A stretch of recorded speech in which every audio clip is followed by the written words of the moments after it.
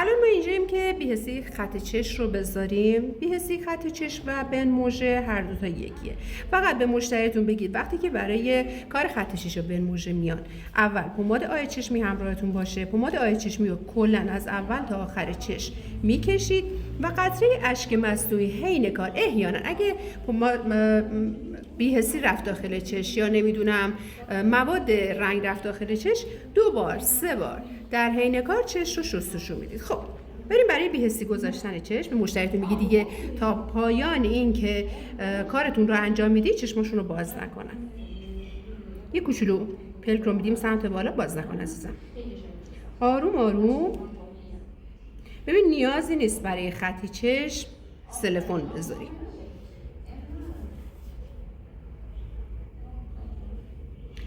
از اول ببین ما برای خط چشم یه سری نقاط ممنوعه داریم. نقاط ممنوعه بهتون گفتم دقیقاً از اینجای چشم میشه چاک چشم، شما حق کار کردن ندارید.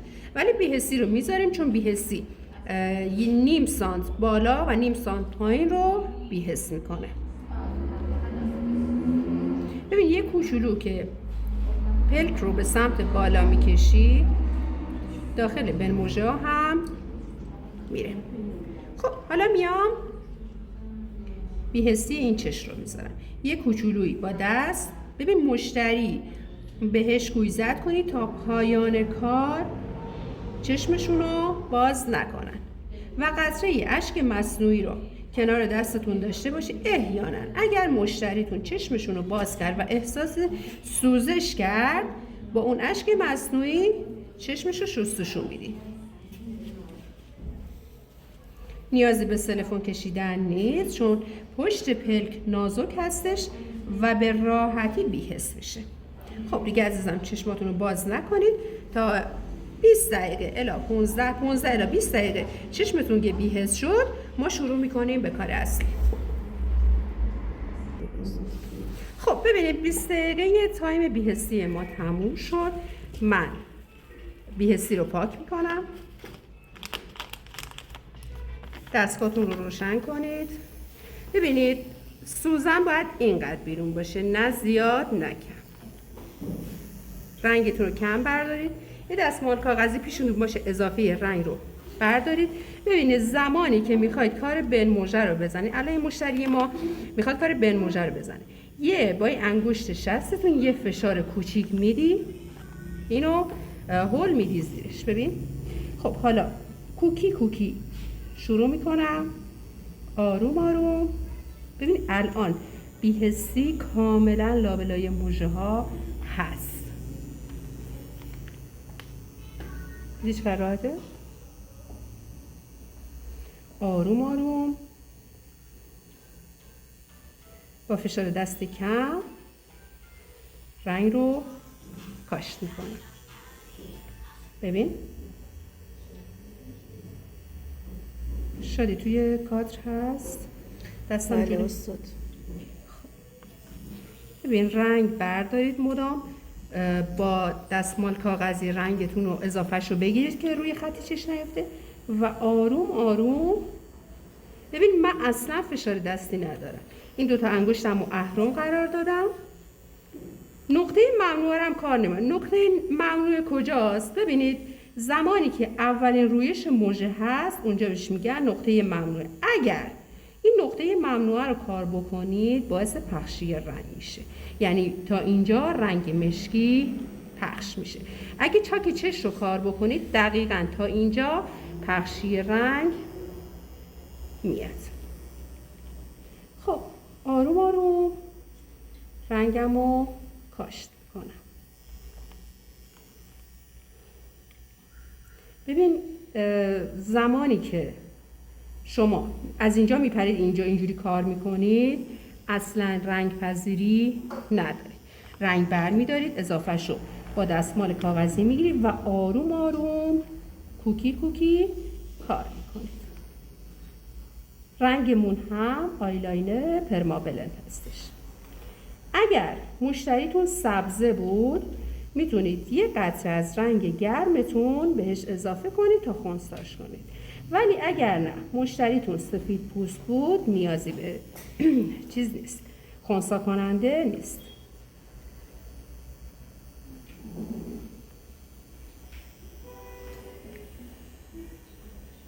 خب آروم آروم کوکی کوکی رنگ بر می دارم. ببینید. خب من الان پاک میکنم ببینم چقدر کاشت رنگ داشتم. ببینید زمانی که دارید پاک میکنید فشار دستتون به 0 برسه، چون همون پاک کردن خودش باعث ورم چشمتون میشه. آروم چشمتون رو پاک کنید و آخر سر با قطره اشک مصنوعی چشمتون رو شستشو بدید که خطای دید براتون پیش نیاد. ببینید زمانی که میبینید خیلی از هنرجو میگن کار خط چش و بنموژه رو انجام دادیم ریزش رنگ زیادی داشته. بله، زمانی که لابلای مژه رو تمیز پاک نکنید رنگ خشک میشه و شما احساس میکنید که کاشت رنگ عالی داشتید. ولی بعد از این که خب دیگه رنگ لابلای مژه خشک شده، ولی بعد از این که مشتری میره حمام و برمیگرده میبینید که کامل رنگ ریزش کرده. پس زمانی که دارید خط چش رو پاک میکنید با دقت ببینید اینجوری لابلای مژه رو پاک کنید. خب الان ببینید کاشت رنگ من در این حد بوده. شادی تو چیز مشخصه؟ ببینید به همین زیبایی با یه دور کار کردن کاشت رنگ فوق‌العاده‌ای داریم. خب یه دور دیگه من براش کار میکنم. این خط این برموژمون تموم میشه. باز کن عزیزم، یه لحظه باز کن. یه دنباله ریزی رو تکون نده ببند. اینجا من بهش دادم. خب دوباره پلکو با انگشت شست یه فشار کوچولو میدم، با این انگشت کوچیکم اینو زیر پلک اولی قرار میدم و یک بار دیگه بیشتر نیازی نیست. زمانی که شما آروم آروم رنگ رو کاشت میکنید به راحتی رنگ کاشت میشه. البته رنگ اصل و اصالت دار خیلی تاثیر داره توی کاشت رنگ ما. رنگ من الان آیلاینر پرمابلنت هستش. خب ببینید این چش دیگه تقریبا تموم شد. زمانی که حوصله به خرج بدید و رنگ رو آروم آروم کاشت کنید دیگه نیازی نیست هی تکرار خطوط انجام بدید. خب من پاک میکنم. این بنموژه که تموم شد، حواست هست چقدر زود تموم شد.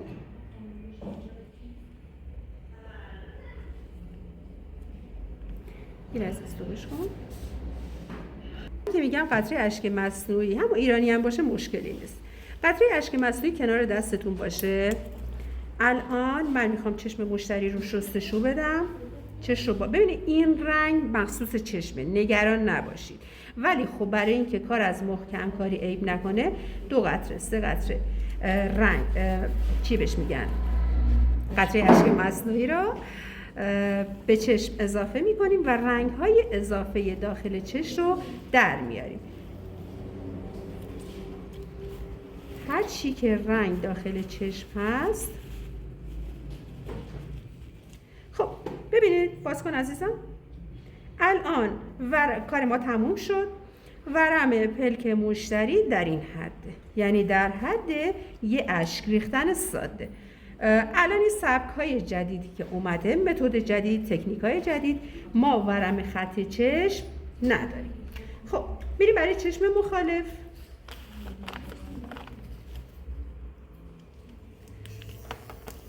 این حسی رو پاک میکنم.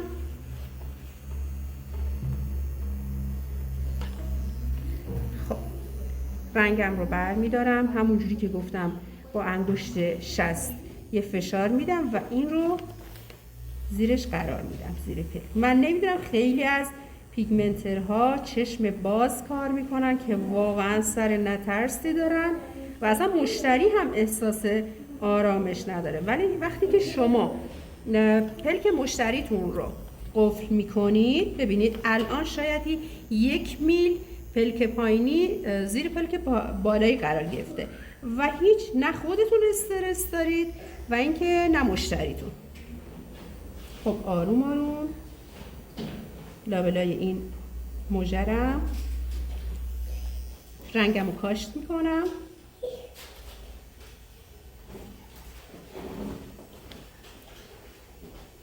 ببینید دقیقا خط چشمم همین هستش، فقط یک کوچولویی بالای پلک بالای بنموژه کار میشه. به نظر من اصل خط چشم بنموژه‌اش هست، ولی خیلی از پیگمنترها فقط خط چشم بالا رو میزنن، بعد داخل چشم سفید هستش که اصلا زیبایی نداره.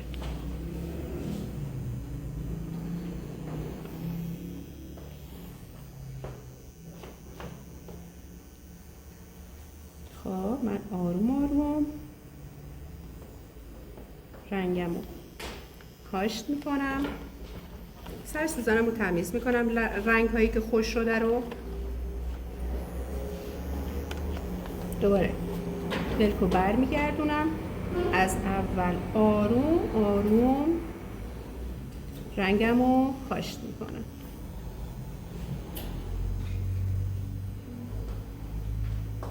هرچی آرامشتون بیشتر باشه، سرعت دستتون کمتر باشه، سرعت دستگاهتون رو به بالا باشه، متوسط رو به بالا باشه، کاشت قوی تری دارید و پلک ورم نمیکنه، 3 سوته هم کارتون تموم میشه.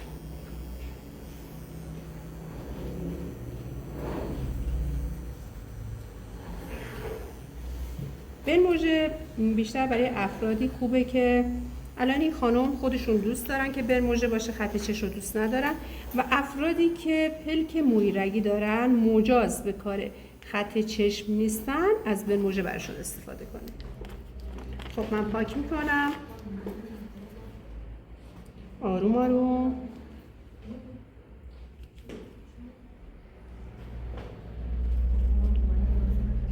ببینید تا جایی که میتونید آروم پاک کنید. خب چشم مشتریتون رو شستشو بدید.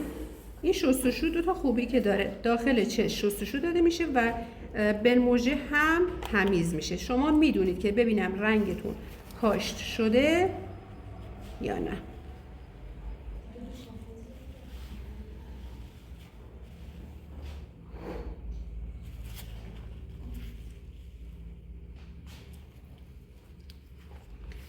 همیشه به مشتریتون بگید که قطره اشک مصنوعی همراهشون باشه زمان کانتور، که کارشون هم پیش شما به اتمام رسید، رفتن خونه 2 بار 3 بار خودشون چشمشون رو شستشو بدن که اگه موادی داخل چشمشون بود پاک بشه. خب من یک بار دیگه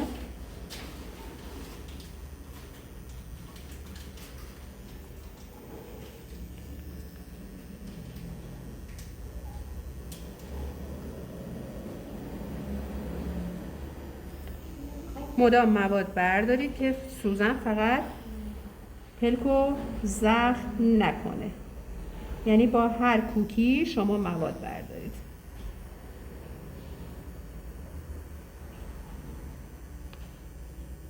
دقیقاً تا انتهای مژه، از اولین رویش مژه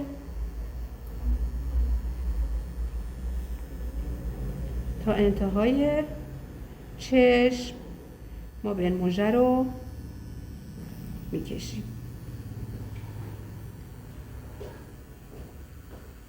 خب من یه دور دیگه بیارم، کار این بنموژه تموم میشه. ببینید چند دقیقه شد شادی جان؟ 14 دقیقه کلا است. توی 14 دقیقه، البته ما 2 دقیقه هم بی‌حسی قبل کار رو گذاشتیم، ویدیو استاپ کردیم، میشه 12 دقیقه. توی 12 دقیقه شما میتونید یه بنموژه عالی با رنگ پذیری بالا رو داشته باشید.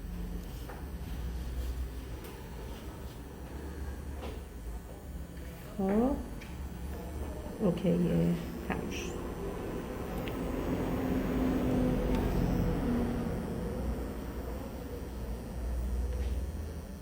ببین زمانی که بفهمی نوک سوزن در چه حد بیرونه، این لرزش رو میبینی روی موجه ها ایجاد میشه، دیدی؟